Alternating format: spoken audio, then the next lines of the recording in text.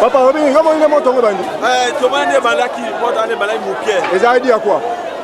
Et ça a dit à quoi? Comment il a maman va policier, bailler, va comme au kuma. Et dans que c'est là que c'est. Ah, tu m'as mangé les guides. Robin. Tu m'as mangé les guides dans le carreau. Bando qui va tomber. Moi je suis le patient qui est à la ca.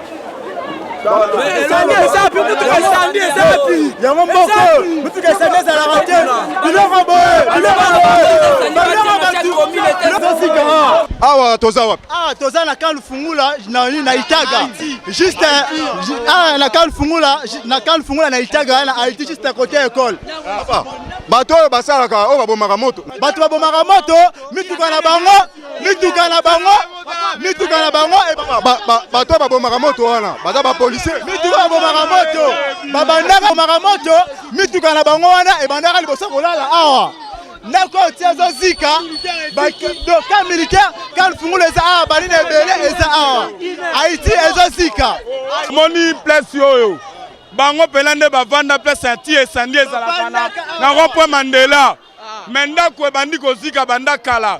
So na comprendre bien. Tout le monde pelada bango moko ne bakola ntien-sandi. Bango nde bavandi pena na ti esandi na koto ya rond-point Mandela. Dambu na bango baya. Ni intervention ti siko banda kwa batu nyonso eziki biloko moko te bili. Ti lelo yo ti siko yo. Baya noki po tala déjà. Yo moko mona ka bilili.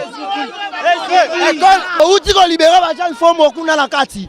Balobi batiki mwana bonga bébé ya kolala na kati kuna. Tomeki ko boma moto eloko te eloko. Moto opela wapi? E outi bana kuna na so Mandela kuna. Kureza te epeli na nini papa? Kureza te. Bato azomona na te. Aza na kati. Mwana mona na te. Et débordé déjà. Somo talibi omona ke visi abatimo eza liboso kuna. Le koti na kati kuna na bisete mloko. Batu bafiki na kasho. Sisi kama ndio Yango moto moto ndio hapo. Moto ndio bandaki yao. Keba. Jama kaste.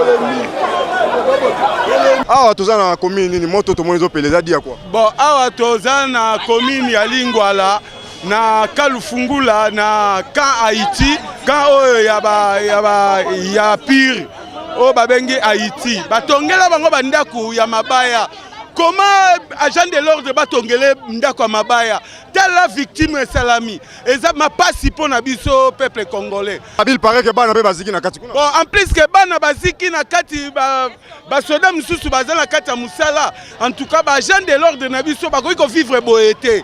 Bakoki ko lala na ndako ya ba mabaya te fu balala ba ndako eza ba construire bango na ciment brique. Oyo eza deuxième fois ngo na kati ya Kalfungula. En tout cas, je regrette. En tout cas, pour na biso Molière TV, ezo sala biso pas c'est tant que to ba voisin na bango.